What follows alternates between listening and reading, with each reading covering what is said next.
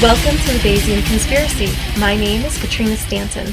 I'm Eneasz. And I'm Steven Zuber. And today's episode is going to tie over into our next episode. It's a big topic, and it's topical. Politics. It's election season in the United States of America. Wow, wow. Yes. Are you doing an Elvis? No. That's kind of Elvis. Should I? You sure? Do you sing? I love to sing. But do you sing is a very interesting Like question. in a band? No. Okay. Actually, the number of Elvis impersonators goes up every year. Wow. Yeah. At least it was a few years ago. Maybe it's tapering off. Is there a Church of Elvis yet? Not until the Kings take over in New Vegas. Okay. So. Anyway, it's election season, so this is a great time to bring up the very topical essay, Politics is the Mind Killer, and the reason that Lesseron kind of shies away from political discussion, and not from policy discussion, mind you. There are a lot of economists talking about different policies, and when you're talking about futuristic policy, potential, then you're getting into policy. It's really hard to avoid that. But we want to try to avoid touching on the red team versus blue team kind of politics. I will write the prediction that somebody will write in pissed about this. Or at least somebody will be at home quietly pissed about this. Something we're going to say is going to bug somebody, but... Why?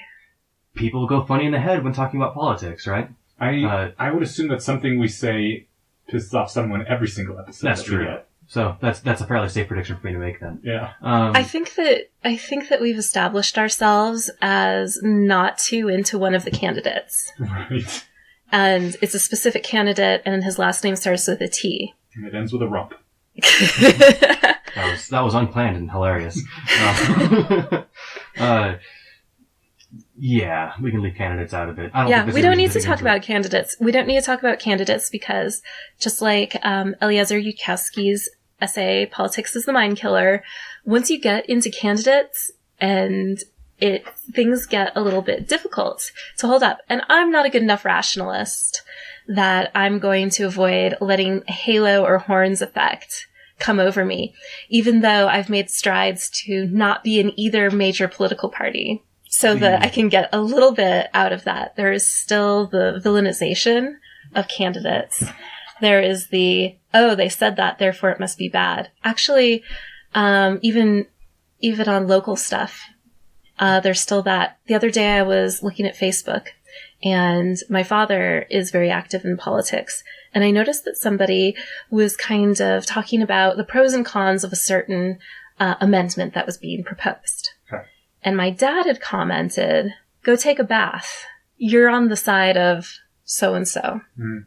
So simply by being on the side of a group that they didn't like on a certain policy issue, now that guy had to go take a shower. He was unclean. He was unclean.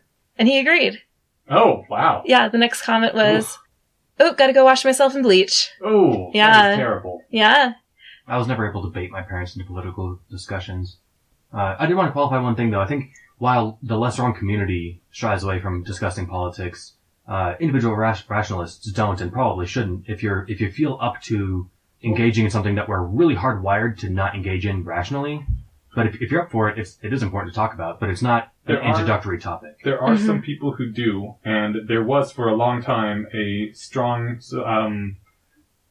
what was the term? Social norm that politics was not discussed at Less Wrong. Did we want to go briefly into why that was? Yeah. Yeah, what happened? Well, I mean, nothing happened. Were people crying? No one was crying.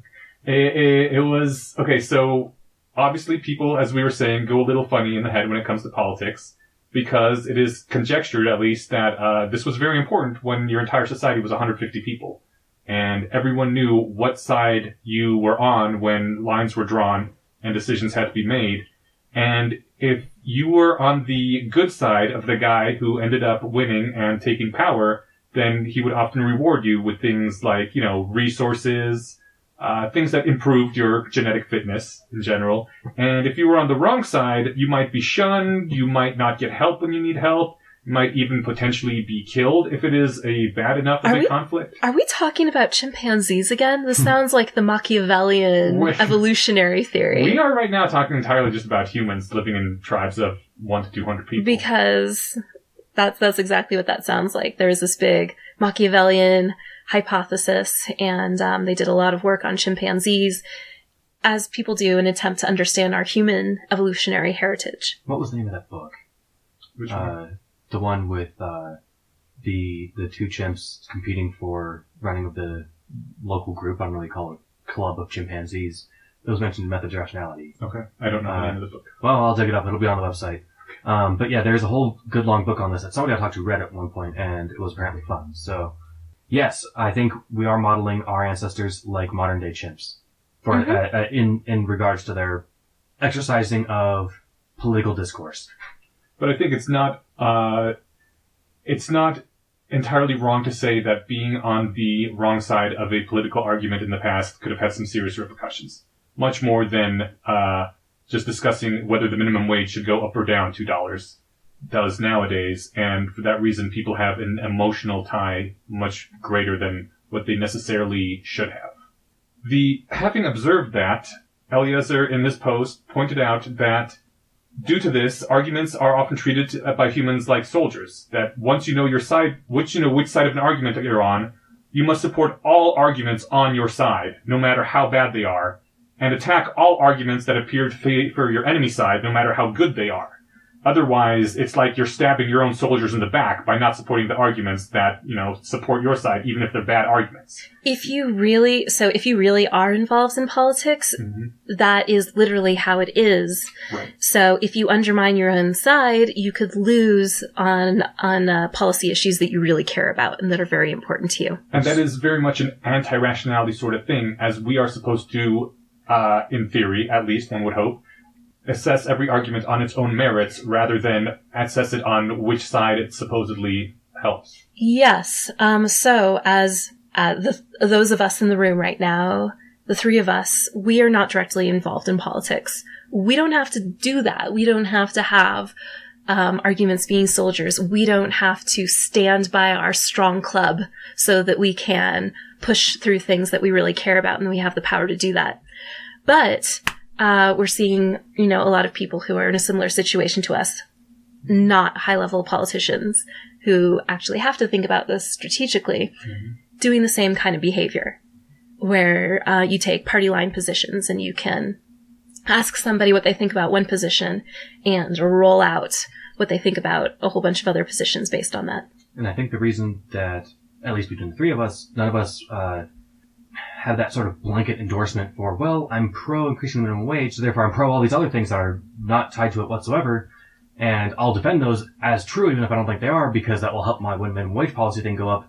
The reason we don't do that is because that feels icky and gross, because I have an epistemic attachment to the truth. And that's also why I left the political sphere. There is actually because there was some of that icky stuff going on where I was like, this isn't completely true. The reasons behind this that they're actually using to promote it are not the good reasons, but they're the most convincing reasons, apparently, and it's not good. And it's really kind of a shame. There's a certain candidate for a certain party that is not either of the 2 big colors that happens to be a trained, highly respected medical physician, and yet has had to recently take stances such as, I'm not sure about the whole vaccine thing, we should look into it, because her party is very much the sort of West Coast wishy-washy kind of liberal that says, well, vaccines are terrible. How many people can we alienate? All of them. All of them. All of them by the end of the episode. It's horrible that she has to say that for political reasons, because her party, that is the line of her party. No, I agree. It's gross and weird, and that's why politics is gross and weird, and why I don't have a huge mind for it, which might be revealed over the course of this discussion. We're not in politics. At least I'm not, and I can generalize to at least possibly somebody that, because the idea of, if you're a politician, the truth is sort of your enemy, right? It often can be. If it turned out... Katrina shook her head. Sorry. If it turned out that whatever, I'm trying to think of a good hypothetical example. I don't know. Regardless of that, I wanted to get to one other thing, that there is actually one less wrong trained rationalist, congressperson or senator in New Hampshire, I want to say. What was her name? I don't remember. We'll dig it up. But she's out there, and I have no idea how she's coping with this. I would love to talk about that. I guess you get by it by thinking I'm doing enough good that it makes it worth being all sticky with lies all day. But it's a very small district. It's probably small enough that she can get away with not having to lie very much. Possibly. Yeah, I mean that'd be the perk of doing it in a small area, right? But there are so many things that are not political, right? Mm-hmm. So next episode, what I hope that we talk about is things that are not brought up and are not politically charged issues. The issue is that any kind of issue, once it gets into the political sphere, it becomes politically charged. I have a way better and less inflammatory example to most of our audience. And, well, before we do that, and it sucks that as soon as something becomes policy, we can't talk about it anymore just because suddenly it has become a policy question. And that means that it is the mind killer and we can't talk about it. I think that's one of the reasons that there's been a bit of a retreat from that stance, that we cannot talk about politics, because there are certain things that we do want to talk about that are affected by policy. Mm-hmm. Like I said, Absolutely. I think it's not a good introductory topic, but once you've been okay with being wrong a few times, then you're kind of warmed up to be ready to talk about politics, right? Yeah. But it's not like, hey, there's this cool group called Less Wrong, and we talk about how, this politics thing, right? That's not the best sales pitch. Oh, okay. Well, in his original post, Politics is the Mind Killer, his example was that in artificial intelligence, there's a standard problem that's demonstrating the difficulty of a certain type of reasoning. There's a standard problem that says all Quakers are pacifists, all Republicans are not pacifists, Nixon is a Quaker and a Republican, is Nixon a pacifist? And his question was, why the hell is that a standard problem that people use as an example of the difficulty of this sort of reasoning? Why have you thrown politics into this question so that right away people are polarized and that you insult anyone who leans Republican? And this should not have been in here at all anyway. Take the politics out and focus on something else. Mm-hmm. So he wasn't even saying that no one should ever discuss politics. He was more saying that do not insert politics where it doesn't need to be. It's a distraction. Yes. And a distraction that is hugely distracting. It's not just like it's uselessly vague or something, but it's the idea that it's so charged that you're basically guaranteed to make it inaccessible as a good example for a lot of people. It's like a good example of a policy that has a political stance is global warming. There is one of the two major political parties in the U.S. If you ask somebody, hey, what do you think about global warming? And depending on what answer they give you, you can make a good prediction about what political party or their political leanings. Yes. In general, right? Like any of those political questions. Right. Yes, absolutely. Well, so it turns out that this question has a factual, settled answer, and if you're a Republican who otherwise is sane, you can't go around saying, yes, but I'm also very concerned about climate change. We need to get on this, because then the rest of your Republican friends are going to be like, what are you shitting on our position for? That's part of our platform. Like, you're stabbing us in the back, right? Mm-hmm. So that's part of what makes this so hard.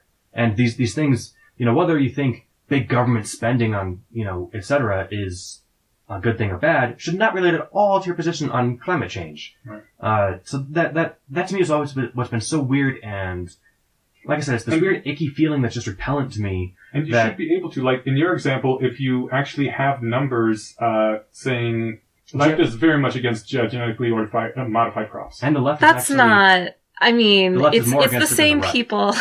It's the same people as the anti-vaccine people. No, not necessarily. There's a lot of people I personally know that are very much against GMO, which have nothing against vaccines. They're like, yeah, vaccines, of course, science, it's a good thing. I'm willing to say more than 60% of the blue crowd is.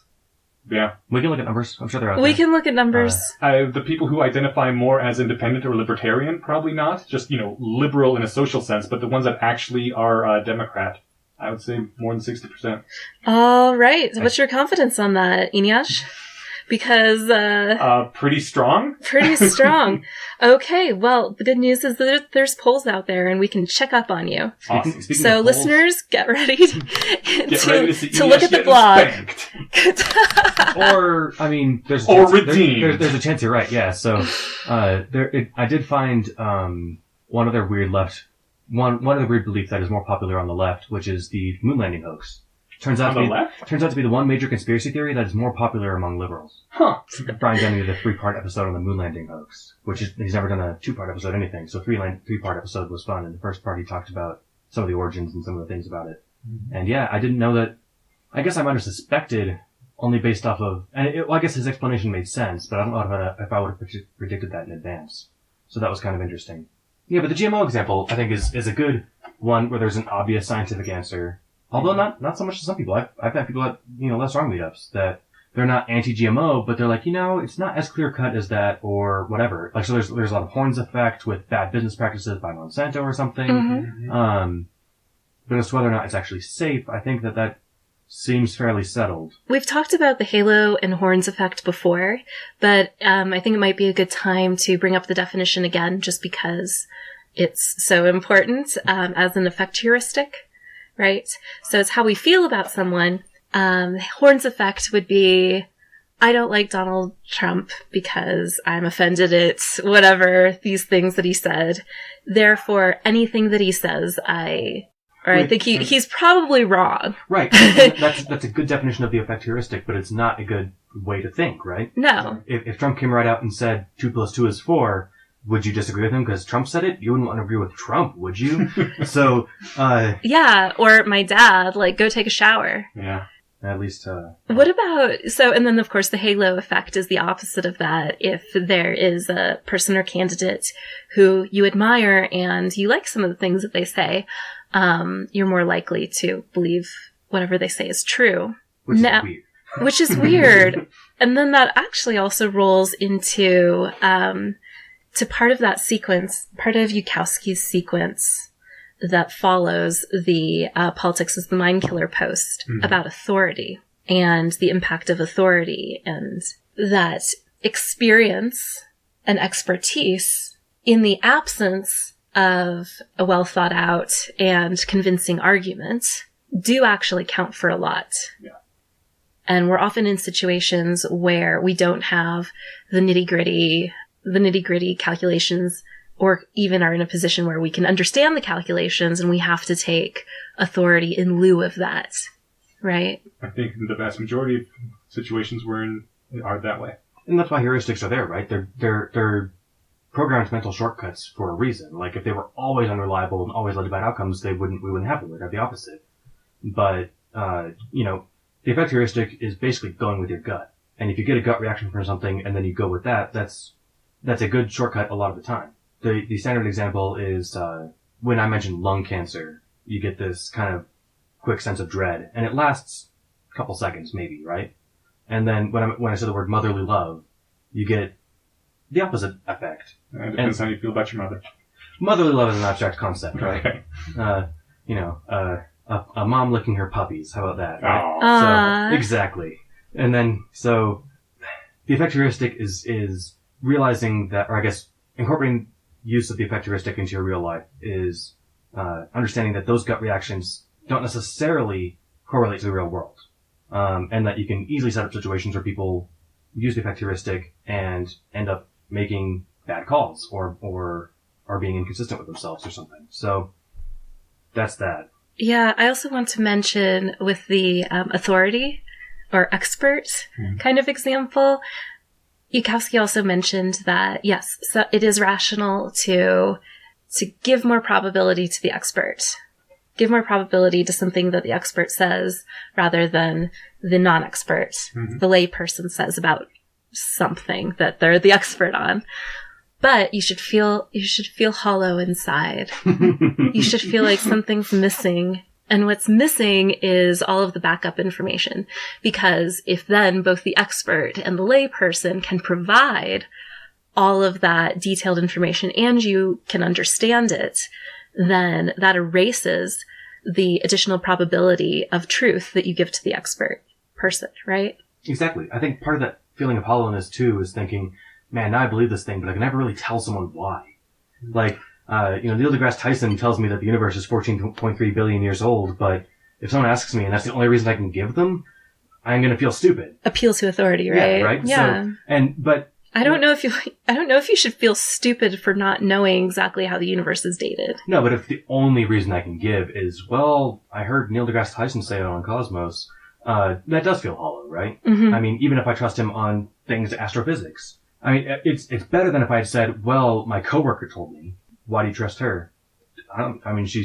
She's my coworker. What do you mean? Why do I trust her? Great fashion sense. Yeah, exactly. So like, that's why the appeal to authority isn't an intrinsically wrong move. You know, you're short on time. If we all the time, we'd all be experts in everything, but we don't. So I'll take Hawking's word for it when it comes to black holes. So the appeal to authority fallacy is only a fallacy if that's the only reason. And if the part of what makes it less fallacious, I'm trying to be concise and not be confusing. Part of what makes Neil deGrasse Tyson saying the universe is 14.3 or 6 billion years old credible is that the scientific community backs him up. If he had disagreed, if he was the lone person, everyone else thought it was 100,000 years old, mm-hmm. I would have to have some additional reasons to trust him rather than trust the scientific consensus. So scientific consensus isn't the same kind of appeal to authority as, well, my coworker said so. And honestly, unless you were an astrophysicist, you probably couldn't understand any of those arguments. You would just have to go with the consensus. Understand is a tough word there, right? Okay. Like, I mean, you can get a good example from a layperson accessible book. Mm-hmm. But can you run the math and have you looked through the telescopes? No. But, I mean, you can look at pictures of, red shifted, blue shifted stars and whatever, but... Photoshop. It's all Photoshop. Well, I mean, that kind of, that's sort it's of... It's on Stanley Kubrick's stage. Right. This is sort of like the defense that you get into if you attack someone's position on, like, GMOs, right? If you're a leftist and someone says, oh yeah, GMOs are fine, they're like, look, that's just what they're paying people to publish. Like, you don't understand that there is actually this thing going on.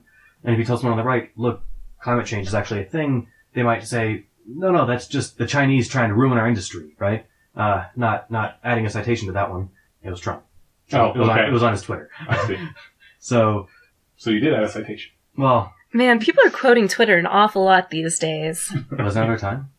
What's that? Was there another time someone quoted Twitter? Just with Donald Trump. It's just, he tweeted this, he tweeted this. Oh my god. Tweetable is the thing. He's made for Twitter. He is the best, like, if he wasn't actually running for president and he's just pretending to, like, he'd be hilarious. It'd be like great political theater. But it's are we getting too political? Yes. Taking a stance? Yes. It's a little horrifying that he's actually going to be, that he actually might be president. Yeah. If he was just pretending, this whole thing would be hilarious. Right? Like, if it was a movie with him starring and pretending, like, this would be a funny movie. Yeah. And, like, all the horrible things that he says, but when you take the movie out and put reality in, it suddenly becomes a lot less funny. Well, I think it's interesting that there's a whole segment of the population which has never been really represented in politics before that is finally getting some representation, which is what I think we're seeing right now. Which segment is that? Do we really want to get into this right now? No. Okay. I will say... I'll link to Scott Alexander's post on the Foundations of America with Borderers versus Puritans. Right on. I mean, there's one thing that I find refreshing about Trump. You guys ready to hate me now? Sure. I love the fact that... Love is a hard word for it. You don't despise the fact. I like the fact that he's beyond worrying about being politically correct. You know, I can't offend my investors. I can't offend my lobbyist groups. I can't offend this. He can't offend his base either. Remember when he had such a hard time distancing himself from the KKK guys? Because he knew that they had some influence with his base? Oh yeah, that rings a bell. Ooh, that's a fun one. I guess what I'm getting at is how many people do you suppose are members of the KKK? I was reading... You already read that? Yeah. Spoiler, I guessed correctly the first time. Oh, cool. Apparently most people do. So how about you, Stephen? Somewhere in the range of 10,000 in the country? Close. Half that.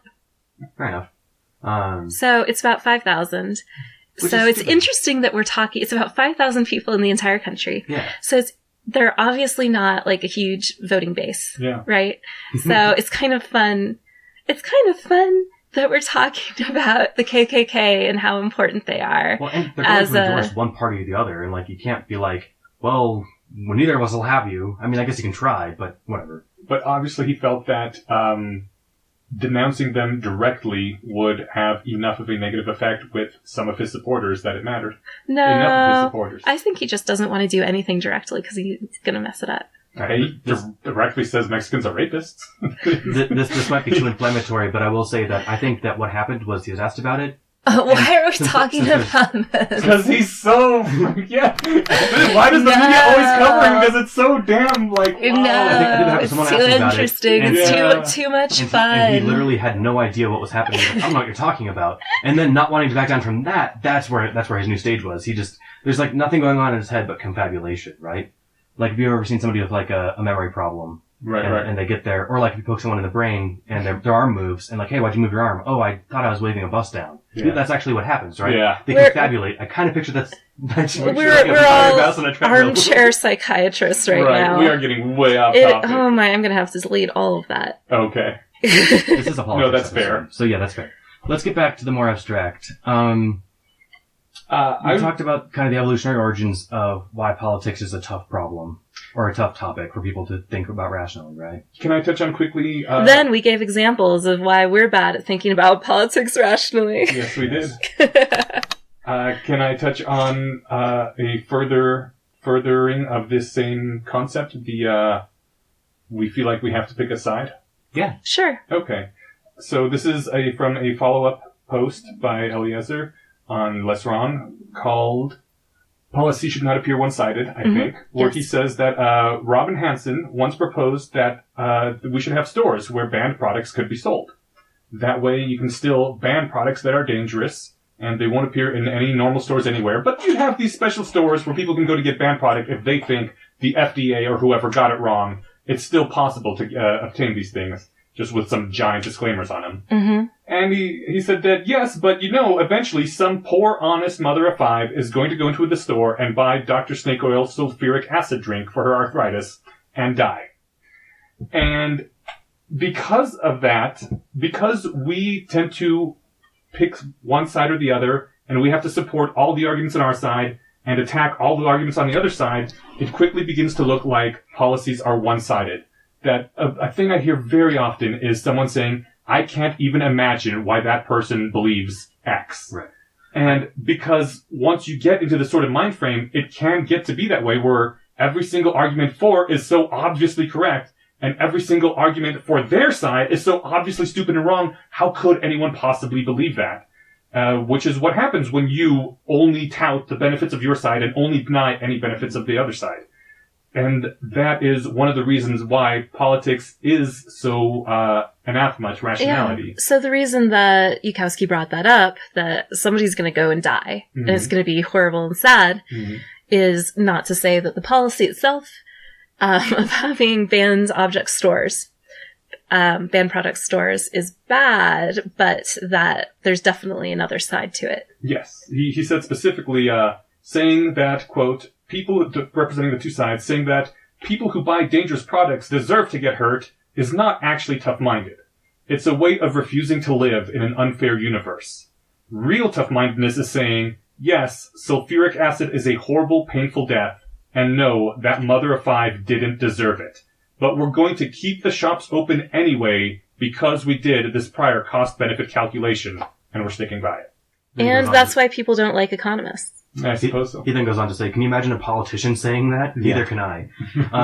I do want to say that if you listened to the proposal for a store that sold banned things and didn't flinch when Yukowski pointed out, yeah, someone's going to die though, and it's going to suck, then congratulations, you're ready to talk about politics. Because it's hard once you're attached to it to then agree that this thing that's good also will kill, a mother of five and leave them orphaned and sad, right? Yeah. But if you're capable of doing that without flinching, I think that's kind of the level you need to be able to be at. Well, people are commonly able to do that when talking about war. I think about the Iraq War. It was very popular. Amongst the population in general. Yeah. It was a very popular war. I knew too many hippies. All my friends were like, that's the bullshit.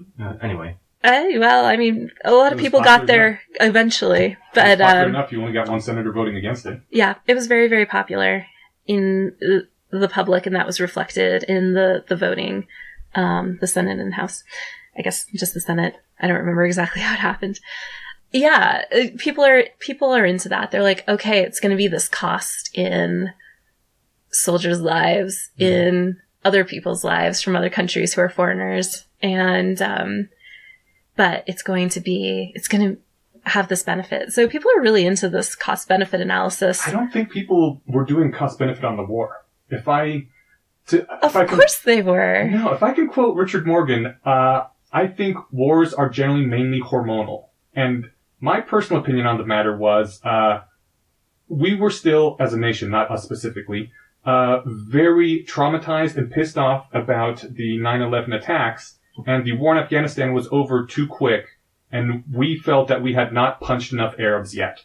And so we needed to go to another country where there's Arabs and punch more of them. And Iraq was the next target. Speaking of I think it was very partisan much just political... No, I don't think it was a partisan thing. Everyone in the country was on this side. It was just still this festering rage, and it needed to get out through more bloodshed and destruction. The analogies between politics and war are no coincidence. Right.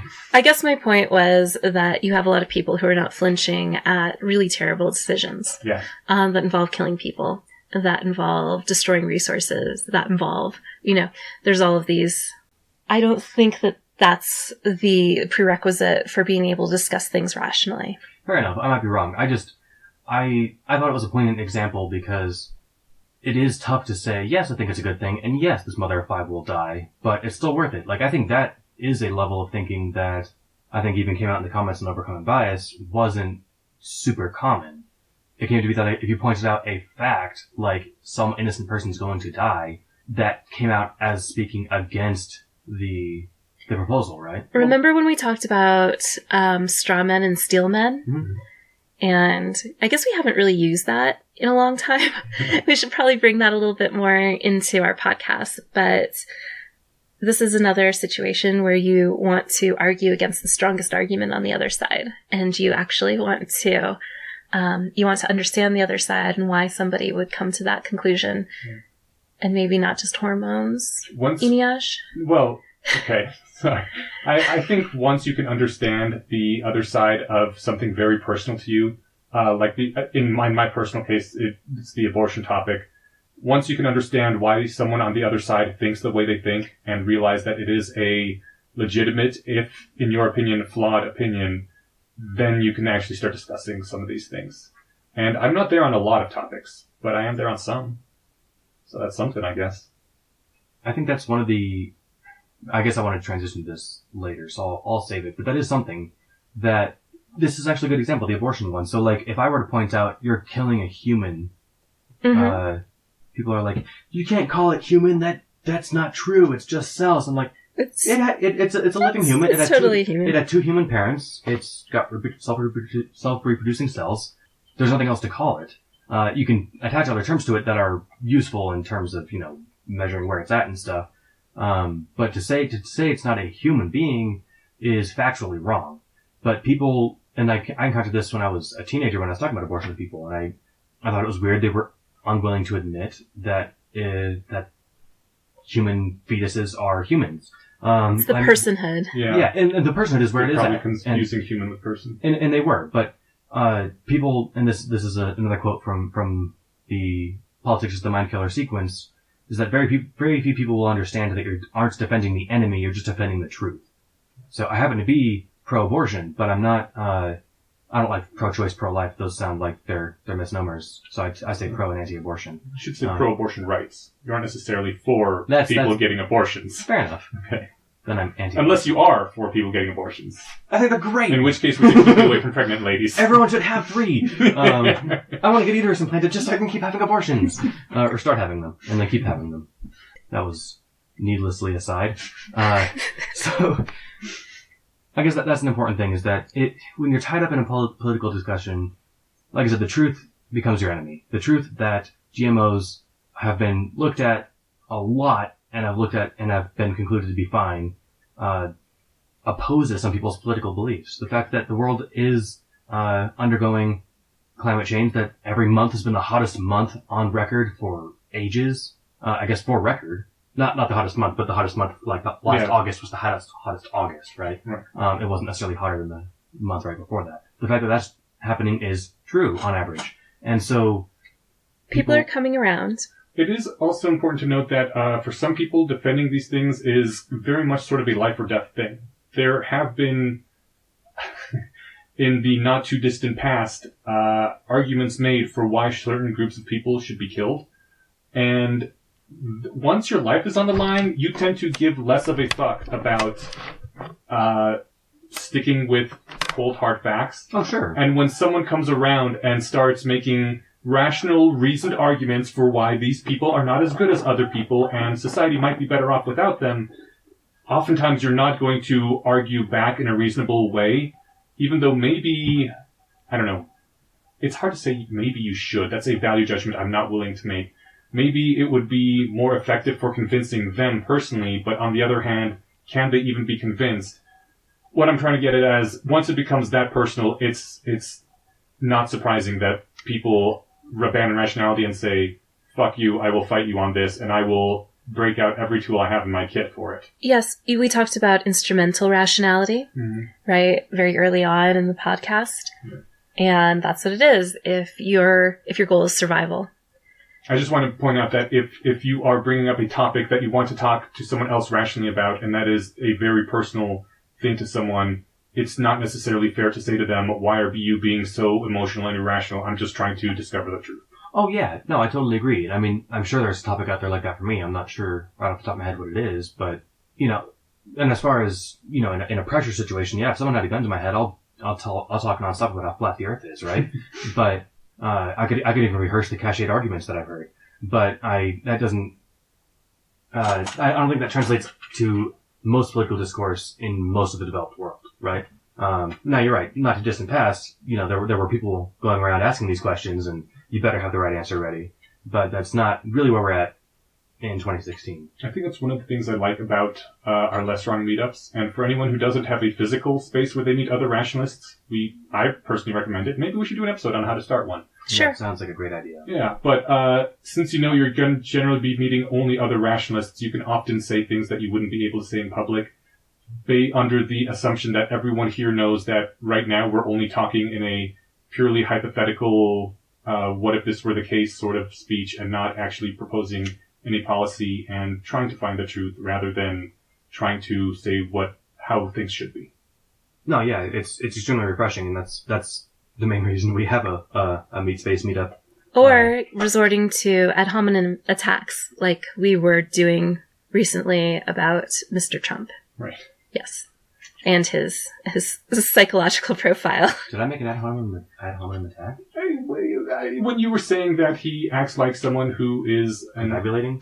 Yeah, unable to keep a cogent thought? Yeah, a cogent narrative in his head about how the world works and just makes up whatever. Yes. Okay.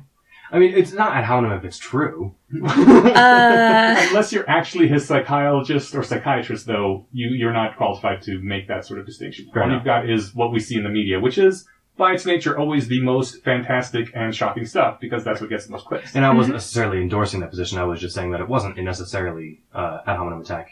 It's ad hominem would be saying he's stupid, so he's wrong, right? Or he's a crazy person, so he shouldn't be listened to.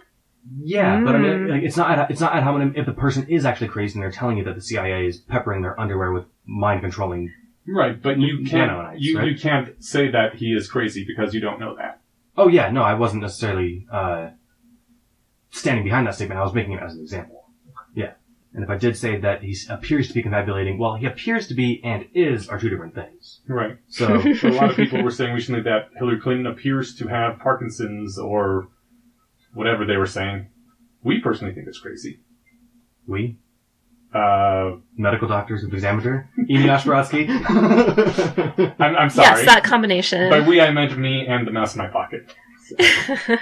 I thought you meant we in the left is what you were getting at, and then I was getting back at that is kind of what I was getting at, yeah. But none of us are doctors. None of us have looked at her. Right. So, is there anything else that you guys want to talk about in terms of biases before we shut off? Absolutely.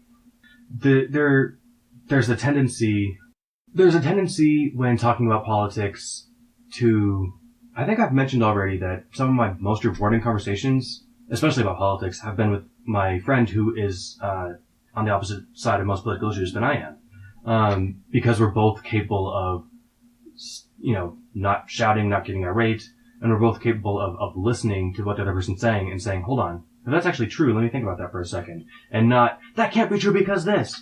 So it's really rewarding and it's really interesting. And if you have the opportunity to do that, go for it. If you can find a person who disagrees with you politically and you're both capable of keeping your heads, it's a lot of fun. People have a tendency to assume that people on the other side of the political line believe things for bad reasons, or if they were only better informed, would agree with them. But that's true for both sides, and it can't be true for both sides, right? So wherever it's at, people act in a way that's internally consistent with them being good people. Like, if you're against abortion, you're not a monster who hates women, you're a great person who wants to save babies, right? So, like, acknowledging that isn't a point for their position. It's just a better understanding of who they actually are. And that is not the correct way to model your opponent in a way that makes them as villainous as you're imagining, right? If you're imagining them enjoying being Voldemort, you're probably imagining them wrong. Voldemort's the outlier. Mm-hmm. So, does that make sense? I feel like that's a really important point, and it's one of the best points made in the Politics of the Mind Killer sequence. That there is a lot to be gained from understanding that your enemy has an internal narrative that makes them the good guy. And that's true of whoever your enemy is, unless your enemy is literally Voldemort. So, and even then, you can write some rationalist fiction where it's true of him again. If you find yourself getting, over the next couple of weeks, or the next month or two, until politics is finally done for this season. In the USA. In the USA. If you're finding yourself getting pissed at your opponent for being so stupid, you probably don't understand them. That's the point I'm trying to get at. Right. Saying I can't imagine why my opponent thinks this just means you have a very bad imagination. It's a failure of imagination. Yeah. But people also actually are stupid. Especially those damn reds and blues, right? Those damn what? Reds and blues. Yeah. Whichever side I am, the other side's stupid, right? Right. Yeah, that's not the takeaway message. Oh, I guess I just meant that a lot of people are. I mean, we believe things that we haven't really looked into, for no good reason. And we kind of just accepted it. And, as we were talking about before with the appeal to authority, a lot of times we just take an authority figure's word for it. And that might be our parents or someone else. That's what's going on with other people too. So they don't always have good reasons for believing things. I'm not saying they have good reasons. They have what are to them good reasons. Yeah, or they haven't really thought about it. That's possible too. But assuming the person you're talking to has thought about this whatsoever, their reasons make sense to them. So, like, the reason that God doesn't want us to, that embryos have souls and God doesn't want us to kill them, that's not a good reason, but it is a reason that is defensible given what they believe, right? Okay. That's where it's at. Cool. Empathize with your political interlocutors and they'll be much more rewarding for both of you. Right. That's my takeaway message. Empathy. Empathy's good. End of story. Shall we move on to listener feedback? Let's do. All right. Right after these messages. Boop, boop, boop, boop. I'm starting with this is from our website. Pierre Thierry says, I wonder why it was said that we are not happier than our ancestors. We may have a different baseline anxiety level, free time, and access to a huge variety of informations and hobbies that do make it possible to tap previously unused potential for happiness. Also, we right now might very well not be at the human maximum for happiness because some of our current advantages might be offset by some of the problems of our culture, like putting work or social success before happiness, less carefree childhoods, and so on. Okay. Yeah. So I guess there's some evidence that people suffer from more anxiety than they used to. I actually don't really have much to say to that, but I thought it was interesting to his point that we may be at a higher happiness level in general as humans than we ever have in history. And I thought that is plausible. Well, at any rate. I guess we're at a lower percentage of starvation. Which is nice. Than we have been for at least quite a while. Yeah. I know that, at least as a related piece of data, that suicide rates are way higher in developed first world countries than they are in, like, the countries we think people would be average, less happy. Mm-hmm. And so there does seem to be some sort of anxiety and pressure with, like, just having freedom to do whatever you want all the time if you're reasonably well off. Like, you have to go to work and stuff, but for the most part, it's not, you don't have to work 16 hours a day. You know where lunch and dinner is coming from. So, like, not having that on your mind, I guess gives you time to, like, what am I really doing with my life? We also have the internet. So we have an amazing ability to get information and work a lot harder and faster. And we have be more productive. All the best entertainment that humanity has ever created at our fingertips. I was saying that can maybe add to anxiety. Oh, because it used to be that you could go and just hang out in the library all day. Yeah. When we were kids. Yeah. Or going back further, Middle Ages, you can go to a good old-fashioned hanging or a cat burning, or go back further. Cat burning. That was a big thing. Oh my gosh. Yeah, they'd get a bunch of them, throw them in a bag. Not my favorite type of entertainment. But, I guess the city play once a month, that was what people look forward to. That sounds super boring. But maybe that's because that's where we're at now. Did we say we're less happy now than we used to be? No, but we wondered if humans have some weird potential to be happier now than they used to, and we kind of discounted that idea. Which episode was Pierre that? is saying maybe that is entirely possible. I think it was fairly recent. I think that could have been the street epistemology one. Okay. Yeah. Oh, I do remember seeing something along the lines of maybe how happy it was to find a body of water when you're a traveling nomad or something. Right. But that, I don't know, that sounds like it's more like relief and security and the happiness from those things, not the happiness of I'm really looking forward to the next Marvel movie, right? I will say there was one time where, through entirely my own fault, when I was in college, I went nearly 3 days without food. And when I finally got access to food again on the third day, I was so happy I almost started crying. Mm-hmm. It was crazy how that simple biological need being fulfilled could make you so happy. Yeah, or you're searching for a certain kind of bug all day, and you can't find it, and you can't find it, and finally you do. And you're sounds super like hungry, something you've done. And you're super hungry, so you eat it, and then that's why you do that. My brother, when he was in the military, said that there were some times he just did not get a lot of sleep for week or two on end. When those times when he could grab a nap and sleep on the hood of a truck for 2 hours was just some of the most fulfilling thing ever. He was just being able to rest for 2 hours felt so good. That is true happiness. Yeah. That all is true happiness, and I don't begrudge our ancestors that. And we don't get that very much nowadays. Because we have all those basic needs fulfilled, which you would think is a good thing, right? Well, so it makes us not have to worry about starving. So I think that kind of comes into where, depression and suicide rates are higher in developed countries, at least as best as you can pull these things. Well, maybe it's like a Maslow's hierarchy of needs thing. Right. If you need to focus on some of your basic needs, maybe it's harder to focus on some other things that might make you depressed and sad. Well, the stress of self-actualization is maybe a problem our ancestors didn't have. So would we all be better off if we were more miserable? No. No? No, I it's interesting that we came across that way. I'm glad Pierre pointed it out because I'm glad to correct the record. I don't think that we're not happier than our ancestors. I think that we might be on average more depressed, but I don't think that means that we're less happy, if that makes sense with what I'm trying to get at. Yeah, right? Happiness and depression are separate things. Right. Yeah. So, we have more things to be stressed out about. Many of us are maybe less happy some days than other things because, our needs are met. We have the freedom to be unhappy.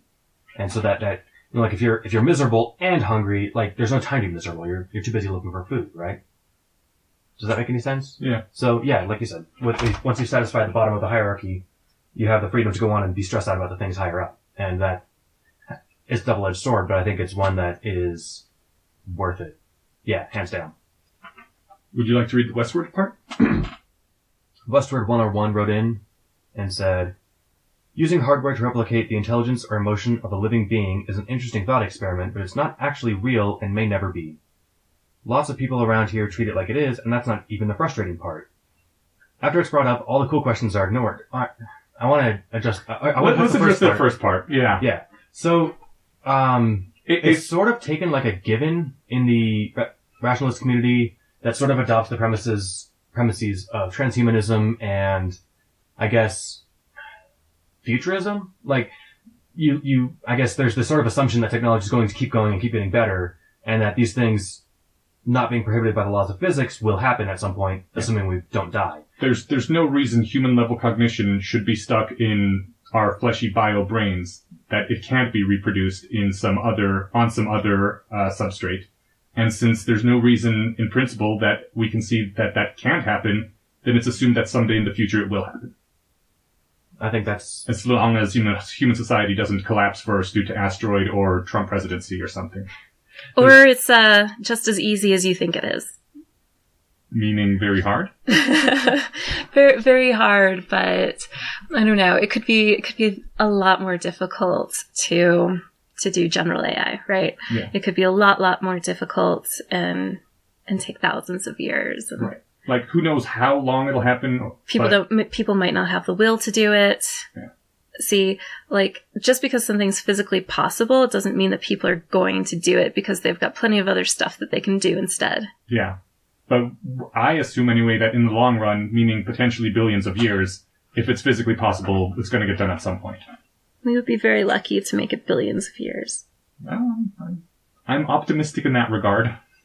Me too. At least I'm optimistic enough to make preparations for it, around XYs and otherwise. So yes, in general, most of the people in this particular community do talk about it as if it is a thing worth talking about because it might happen someday.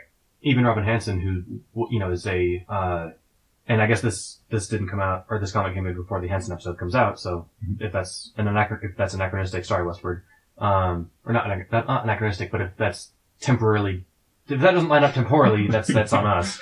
Robin Hanson points out in his book, Age of M, that, look, I think that human brain emulation is way easier of a problem than general AI. So I'm going to assume it happens first and then take my book from there.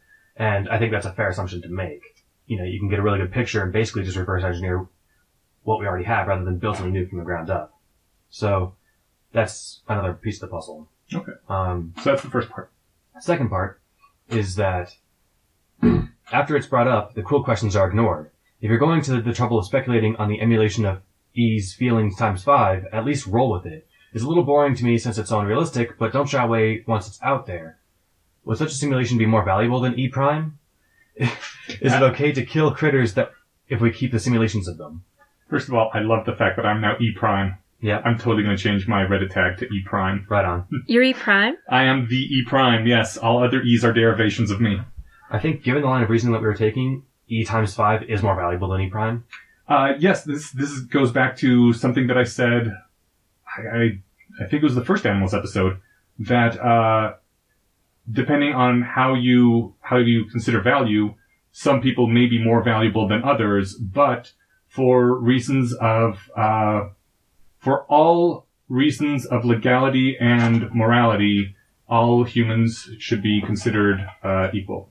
Because then you start getting into all sorts of bad things happening that you don't necessarily want to happen. As Stephen was saying earlier with me offline, that if you don't assume that, if you take my position that intellectual complexity is what is important, then things like babies, toddlers, the intellectually disabled are less valuable than normal people, and super geniuses are more valuable than normal people, and that is not a place I want to go, and that is not a place that I think the laws should go either. And so for that reason, I draw a line at treating all beings that we consider sapient as equally valuable. I wanted to say really quick too, as far as to why we don't tend to go down these rabbit holes, like once they're brought up, I think because they're typically tangential. So, if there's some push to want to dig into these obscure and possibly absurd thought experiments, we might do it.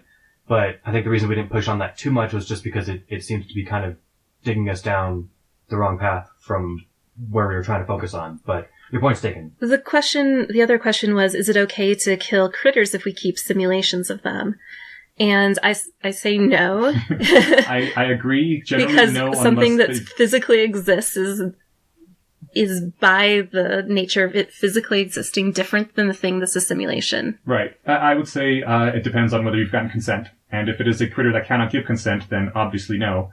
The Prestige had this major spoiler. It's like a 10-year-old movie. I think that's past the line. Okay. First of all, it is a fantastic movie. Nolan is an amazing filmmaker, and this is one of his best. So I saw it recently. It's fun. Yeah. Skip the next minute if you haven't seen it yet.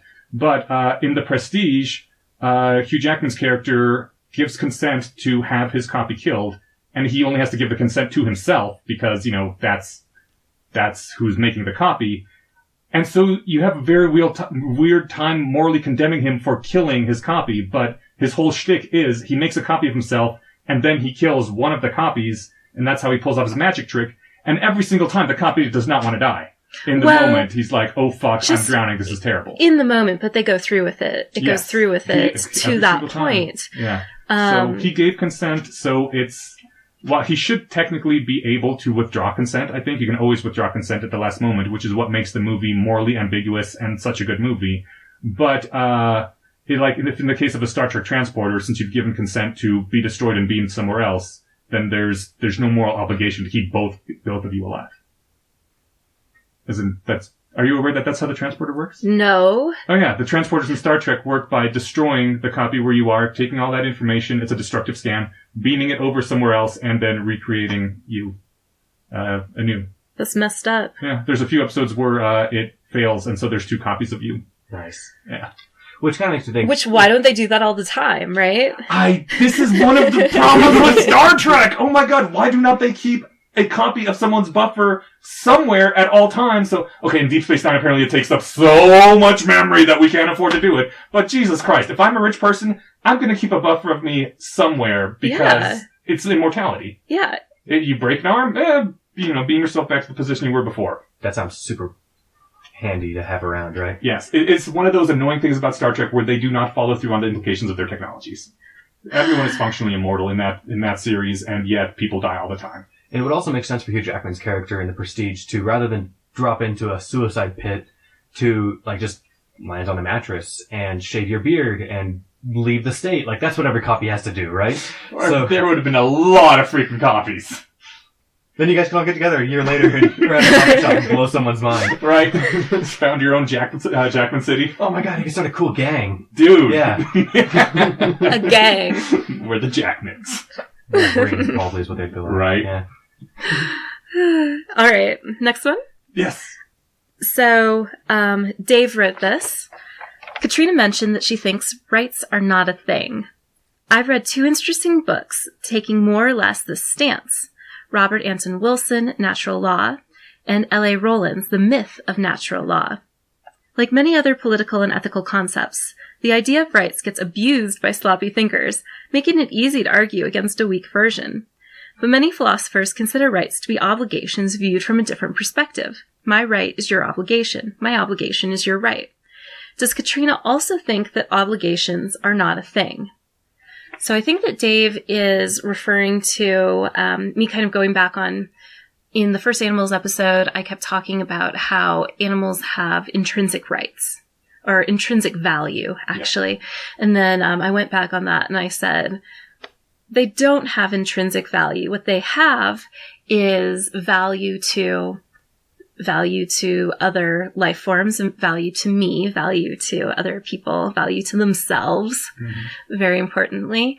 And that's where that value comes from. And that's where, and the concept of rights is something that comes out of what we value as a society, as a human society. Right? And same with obligations. So while I certainly do think that they are a thing, I don't think that they are a thing that exists outside of us. Thank you. That's exactly the same. I mean, that's my same position. That's what I thought you meant. Thank you. That there are, some people talk as if rights exist outside of humans as some kind of mythological thing. And it's endowed by God. Right. No. And the only rights that exist are the rights we take. And, by take or give or conceive of, yes. Right? Rights are a legal, fiction. And again, fiction is not the best word. They're a legal construct. Mm-hmm. They are a thing that other humans agree on, and nothing has intrinsic value in the sense that, we were talking earlier about all humans are equally valuable, except for in the way that the law treats them as all equally valuable, right? Yeah. Oh, I wanted to mention that we have laws that take away people's rights, as they lose their value.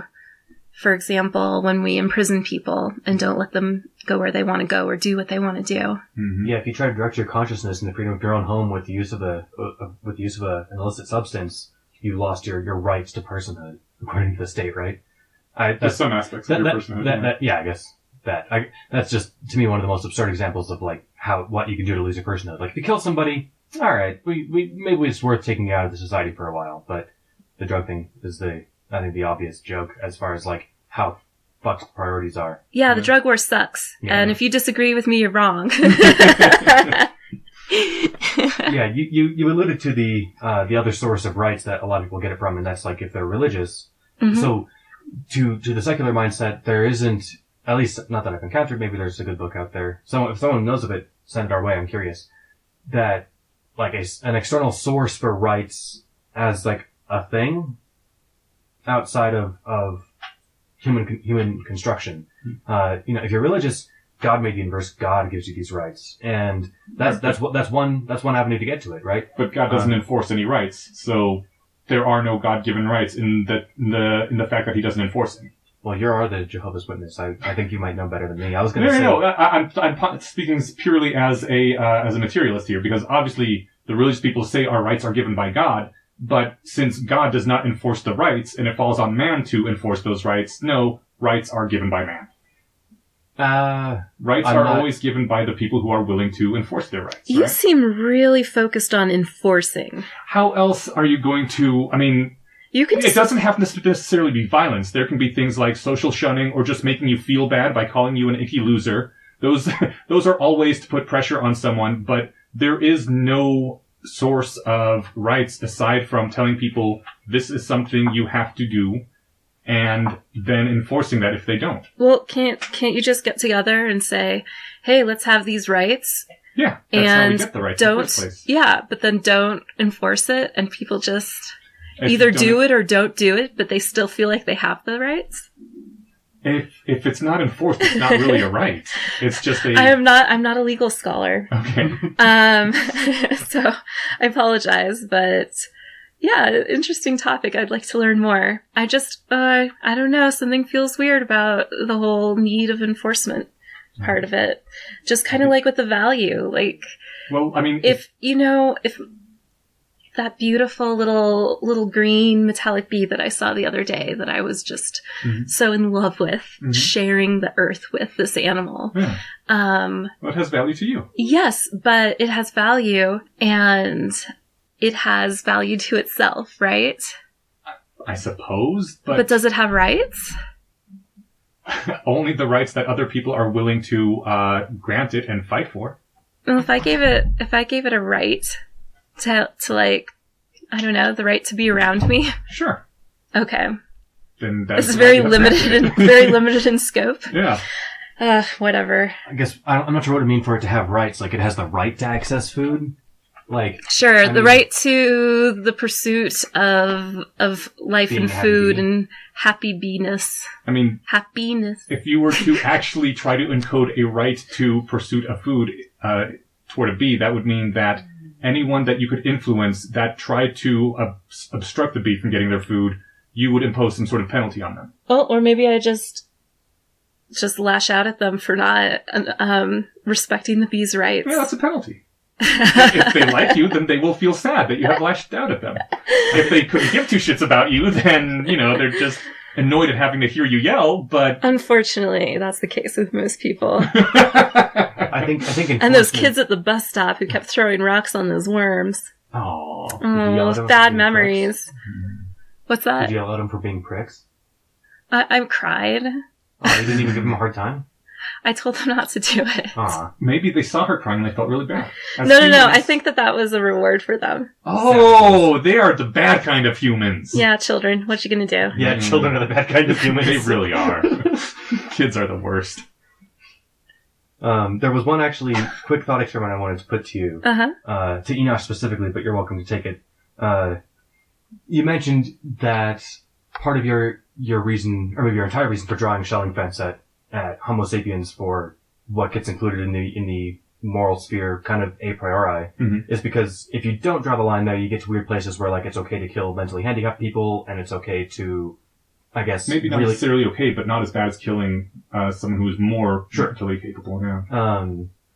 But I mean, I guess this is kind of a pointless thought experiment, but it even being implicitly tied to the idea that I'm going to treat them equally. If you're in a burning building with two unconscious people, and one of them is Isaac Newton, and one of them is, I don't know, somebody who was on the opposite end of the spectrum as Isaac Newton. Okay. Who are you gonna drag out? Are you gonna flip a coin? Are you gonna... Me personally? I'm gonna drag out Isaac Newton. Yeah. I have my own value system. No, Isaac Newton's already dead. That's true. that was the trick. Damn it! I was trying to give a smart person that would have given. My first thought was Feynman. I was like, no wait, he's dead too. So I just went for my next go-to guy, which also I didn't bother to check is dead. So Yeah, Bill Gates versus Donald Trump.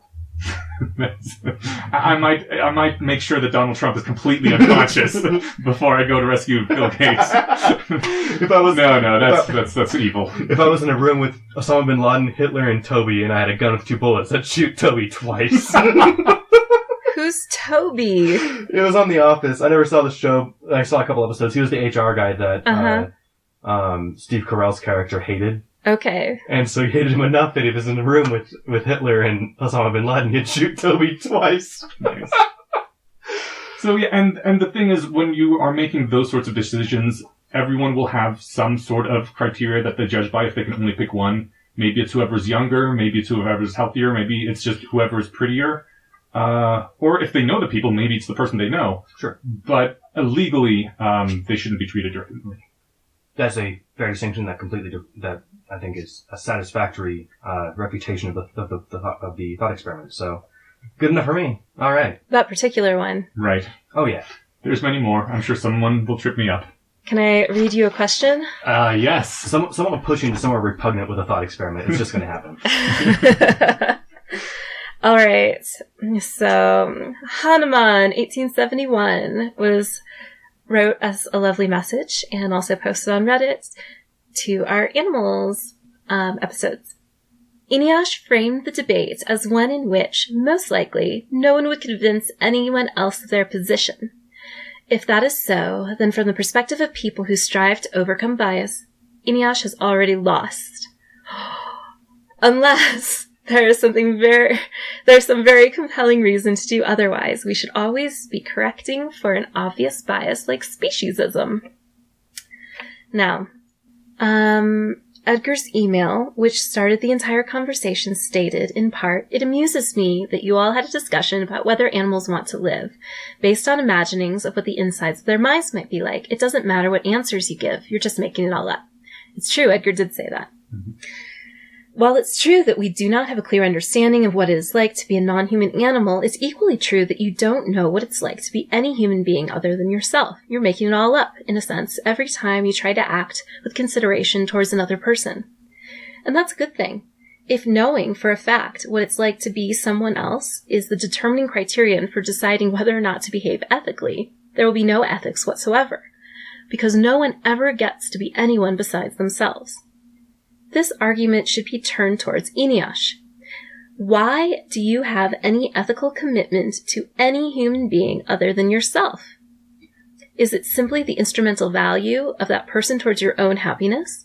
And if humans have some value for you that is non-instrumental, then why not extend this towards all animals? Okay. So, first of all, I agree with him completely. And that is actually one of the reasons I take the positions that I do take, even though I guess he will find this, even though I guess they will find this possibly counterintuitive.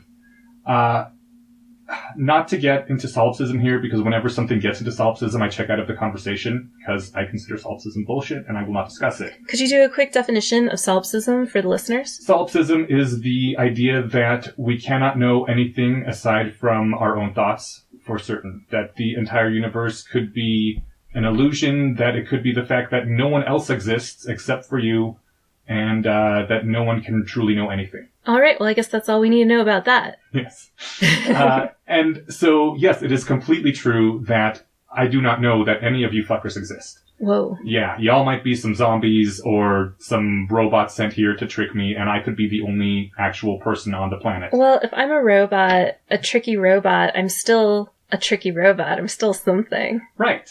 And just wanted to say that. Yeah. So, that is entirely the case. And when I extend moral consideration to other things, I do so assuming that if someone can communicate like me and convince me that they're somewhat like me, that's good enough for jazz. And that is why I would extend similar rights to a computer that could talk to me and convince me it's a person, or an alien that I would meet. And that's one of the reasons I don't extend the same level of rights to animals, because they have not been able to communicate with me and convince me that they deserve that same sort of consideration. And when, I know, Katrina's shaking her head right now and giving me the evil eye. And when he asks, what reason do I have to extend rights to other people aside from their own worth to me, it strikes me very much as the question that people ask, well, if you don't believe in God and the afterlife, why don't you just go around murdering everybody? And the answer is that, I care about a lot of people, and I also care about myself, and there's this thing where if I were to go to try to to not extend moral consideration to other people, I would suffer greatly for that. That's basically what all morality is, right? Is creating incentives for other people to be more pro-social. Whether it's by giving praise to them for being considerate and nice, or whether it's by scorning them for being mean and rude, or, even punishing them for doing things that are very antisocial. I'm a big fan of desirism, which is a moral theory that was proposed by Alonzo Fife, and was actually where I met Luke Mulhauser, online, met him, not in real life. Originally, we were both somewhat active commenters on there before we both discovered Less Wrong. Who's Luke Mulhauser? He is he ran Common Sense Atheism before he shut that down. He works for Miri now as their director of something or another. All right, thank you for explaining. Sure. Luke Mulhauser is also a guy who works at Miri, and possibly does work with CFAR. I'm not sure. I think he does. Okay. But I'm sure his Wikipedia page will correct us. But, yeah, what I'm saying is there are many reasons that exist for me to be nice to other people and to grant them rights and to expect them to grant me similar rights in return, and that's how society works. And I don't know what else to say about it other than that. How about this explanation? Eneasz, what if you were just born with empathy that extended to other humans, but didn't extend to non-humans? I want to back up that point by saying that's pretty much what I was going to say, that it's no coincidence that many of our ethical values line up with, evolutionary incentives. So, there's the punishment for other people if you were to go around killing people. But there's also, you would probably feel bad if you're an average person, and that makes a lot of sense, right? And as far as, not extending rights to animals, I did want to just mention really quick that humanity did extend rights to great apes in Spain a few years ago.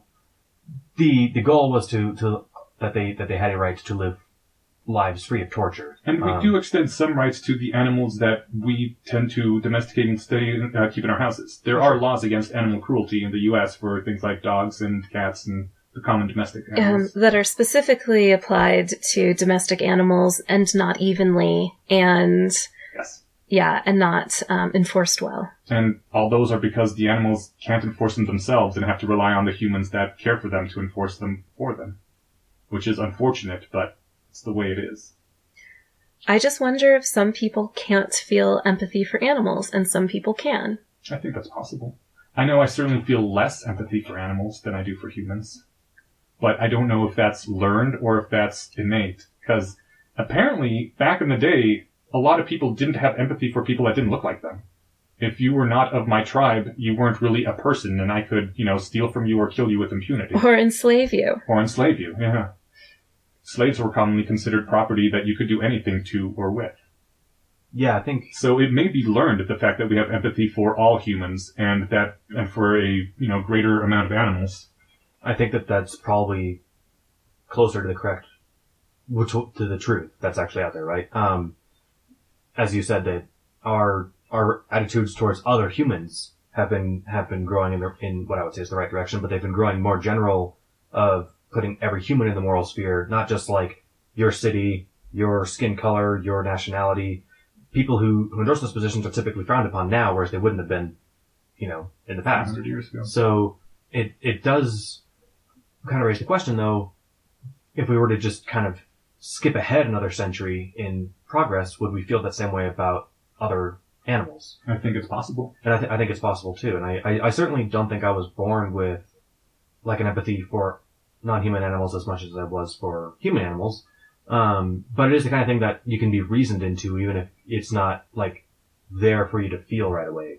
But I do suspect that in a century we'll look back and be aghast at, certainly at least how we treated great apes. Whether or not in a century we'll be looking back and be like, I can't believe we did that to chickens.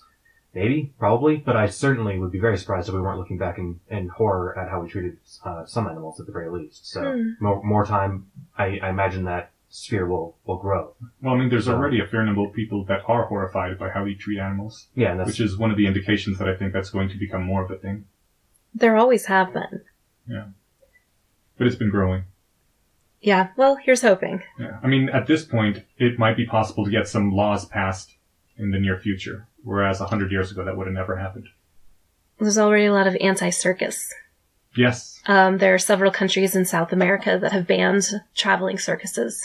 Oh, that's cool. I didn't know. Mm-hmm. And the animals have been taken to sanctuaries, including one in our state of Colorado. I've been there. It's awesome. There's Wild Animal Sanctuary. Tons of happy sleeping bears and lions. Lots of lions. Mm-hmm. Other big cats, and there was some other attraction there too. And those were from Bolivia, I want to say. The bears? Or the lions. Okay. Like a lot of lions. I remember several of the bears were from a circus that's shut down, I think, in Russia or one of the satellite states. Mm-hmm. One of them, well, I think it was one of the big cats, the tour guide was telling me, was literally like, yeah, this was in someone's backyard. Yeah. Like they had it chained up. And like, yeah, there was a couple of large animals that were seized from a drug lord of some kind. I mean, if you have a big enough empire where the animals have an acre to go play on, go for it. But like, don't leave them in a cage in the garage. I don't know. Yeah. What we're saying is, if you ever visit Denver, our wild animal sanctuary is super awesome. Yeah, check it out. It's kind of far away. It's not exactly in Denver, but it's worthwhile. If you're 45 miles northeast of Denver, you should check out this animal. If you're willing to drive for an hour or an hour and a half. It's a little closer to the airport than it is to here, so. That's true. All right. Can I read you the next paragraph? Please. From Hanuman, 1871. Real quick, the reason at the top that I said we probably won't convince anyone of that is I don't think an hour is enough time. When I was religious, I had some very good arguments presented to me for why I shouldn't be, but it still took me a number of months of processing and thinking to change my mind about that. I just don't think humans can update that quickly. But now that you're humans. Now that you're a good Bayesian, you should be able to update like that. Right? You are not a good Bayesian. I'm not that good. None of us are. We're working on it. I need to do more maths. Actually, something that I wanted to ask you, because you were talking about your shelling fence. Yes. And how you have to use a shelling fence to separate humans and animals because you use an intellectual complexity model for valuing animals. Mm-hmm. Since you yourself have admitted that it's irrational to do that, irrational in the sense that I think all humans should be valued equally, even though they aren't all equally intellectually complex. But not animals. Right. So there's a little bit of a double standard there. Okay. So you said that was irrational. Why then does that not cause you to go back and reconsider the way that you are valuing life, instead of setting up your irrational shelling fence?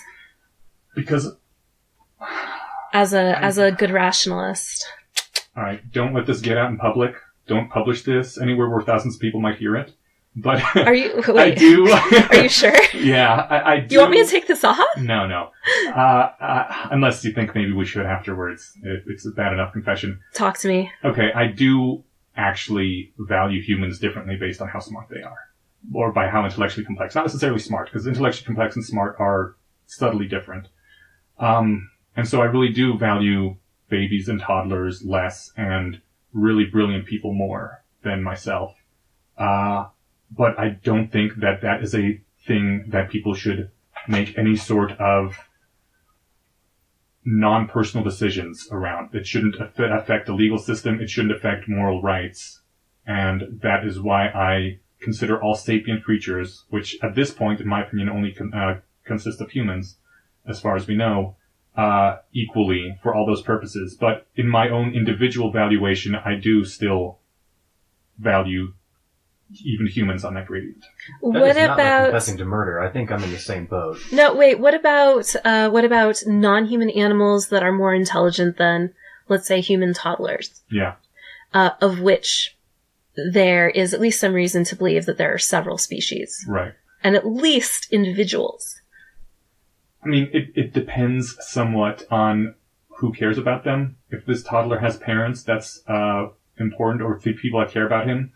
then he means a lot to those people. But sometimes pets belong to people and mean a lot to those people as well, in which case I would also consider those pets more valuable because of the people that value them. There is also something to be said for the fact that a toddler would eventually become a human and that the human race would go extinct if we got rid of all toddlers. So there's some future knock-on effects. So once we get to species that are right? That are humans, that are very closely related, and that you understand some of the complexity of. All of a sudden, it's not about intellectual complexity only anymore. In terms of valuing, it's about who else cares about it. It's about what the future is. It's about what the fallout is. In terms of animals, those are also the case, though, because I also value animals more if other humans care about them. And a puppy is less worth than a adult dog who is well trained and can understand things. But on the other hand, a dog is never going to get any smarter than that once they're an adult. Whereas a human will continue to get smarter and become a full adult. So there's differences in comparing where they're going to get to within a lifetime. Okay. Does that make sense? Yeah, I think that's Is that consistent? Because you're giving me a look like you don't think it is. Well, you made some claims like that the only thing that mattered was intellectual complexity when judging animals and la la la. And I'm just trying to get you to admit that actually there are a lot of different things. Well, there are a lot of different primary things going on in your head that you consider.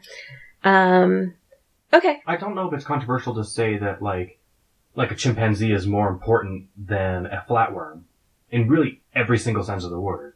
A chimpanzee has things it cares about. It has things that it has fun. It has parents and children that like look after it and looks after.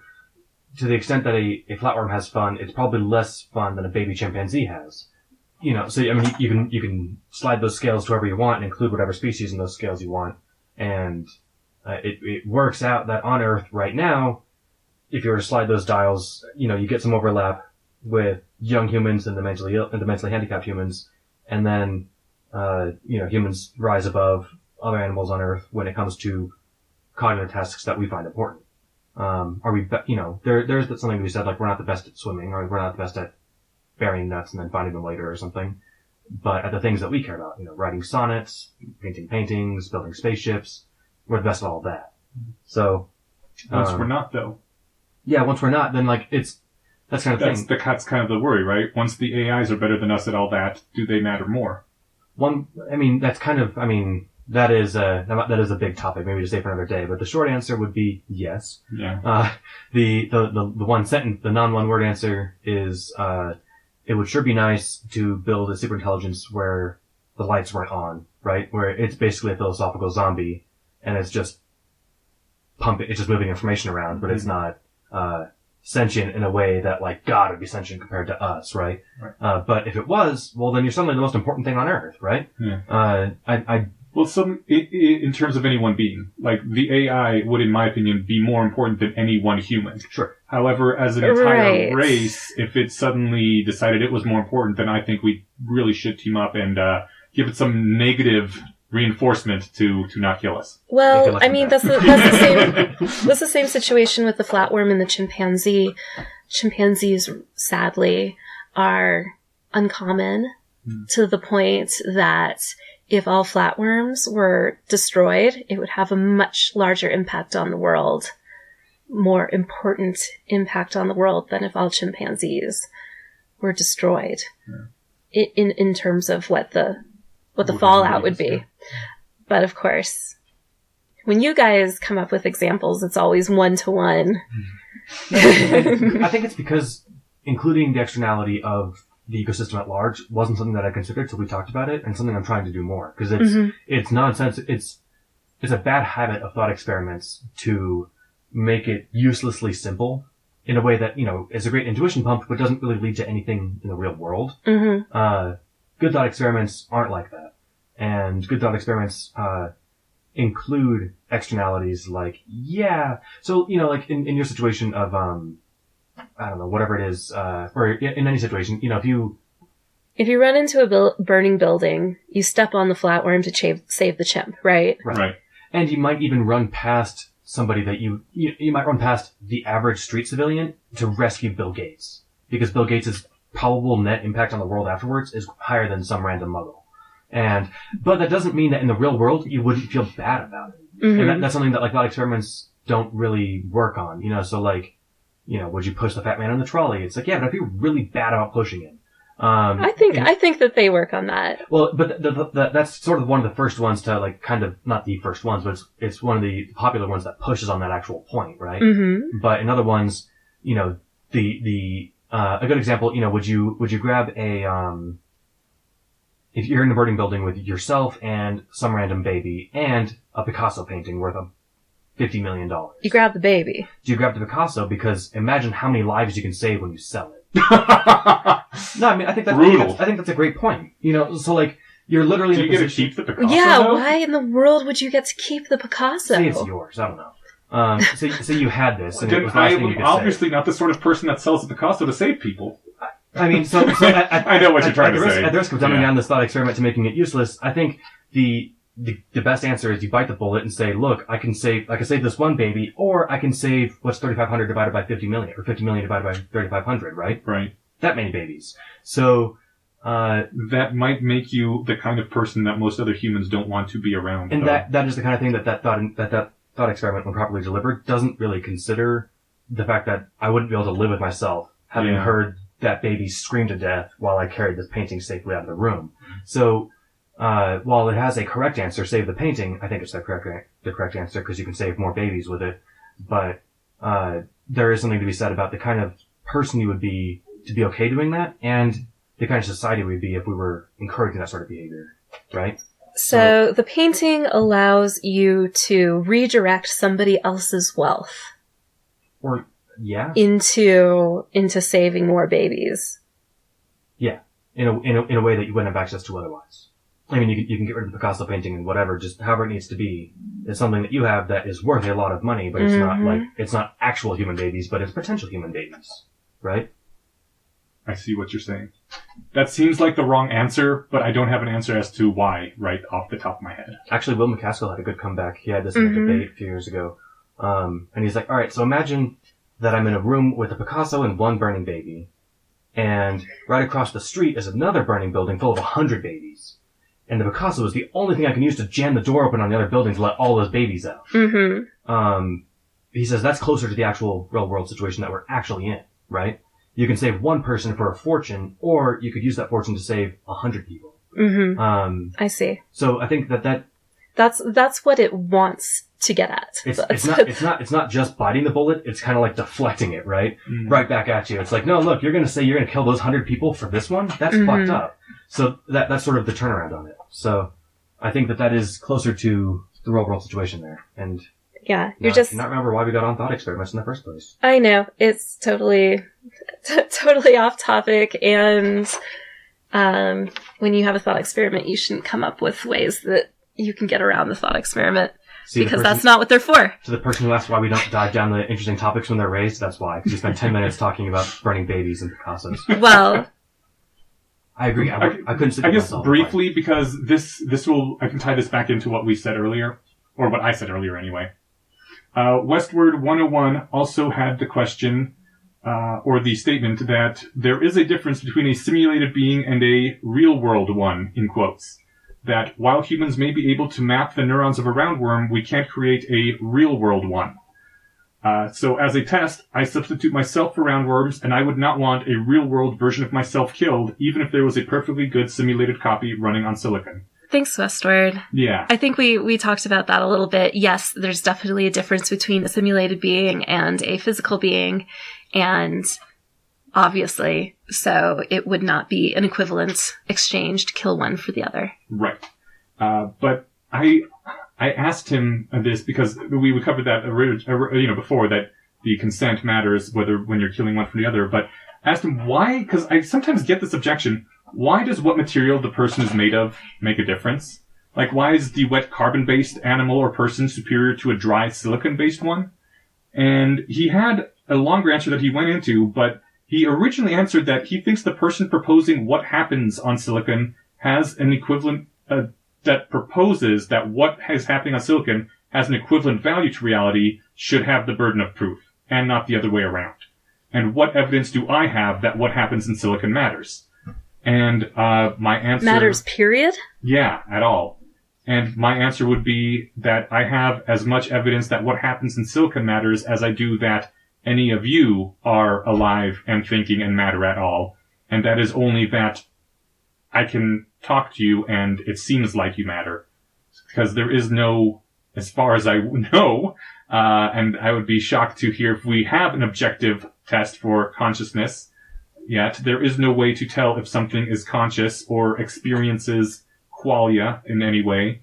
And so I would determine if something is as important in silicon as it is in the real world based on whether it acts like the thing in the real world does. I don't think that consciousness is a very useful idea. Right. So if I were to talk to a computer which said she is, Katrina derivative and acted exactly like Katrina and I couldn't tell her apart from Katrina, I would say like, well, I guess I should probably value your life like I would Katrina's, at least theoretically, since you seem to be the same kind of thinking person. I think that making the assumption that there's nothing magic about the squishy stuff between our ears isn't like the proposition that needs defending. So like to say that the burden of proof is on the person who would generalize any computational process to any substrate seems like saying it's on you to prove to me that the moon landing hoax wasn't faked, right? Right. Like, no, it's on you to prove that it was. I guess, I don't know how this seems kind of obscure since it's two future hypothetical scenarios, but one would challenge current best guesses at reality and one wouldn't, right? So whichever one seems by what we can agree is technologically feasible, that seems to be the one that needs the defending on saying, no, if you're running on chips, you're not real, or you're not a person, but if you're running on squishy stuff, you are. That doesn't seem sensical to me. Right. Westward did make an addendum to that, saying that it's easier to reproduce someone that is on silicon, and it's, as far as we know, there is no way to reproduce a biological person so far. So ease of reproducibility is a factor, which is one reason they would value the biological thing somewhat more. It's like, well, I guess that's a point. I mean, if there's only we have no idea how easy it is to reproduce simulated people. Right, since we don't have any. Right. It would probably be easier than, I guess, yeah, we can do that up in the air, but I imagine it would be just as easy as doing a data dump and moving it onto a flash drive or a bigger, another computer or something, right? Right. But maybe it does take a prohibitively large amount of space, but I don't know why that would necessarily be the case. Star Trek. Yeah. Okay, Yeah, are we good answer, done? Star Trek. I think we're done.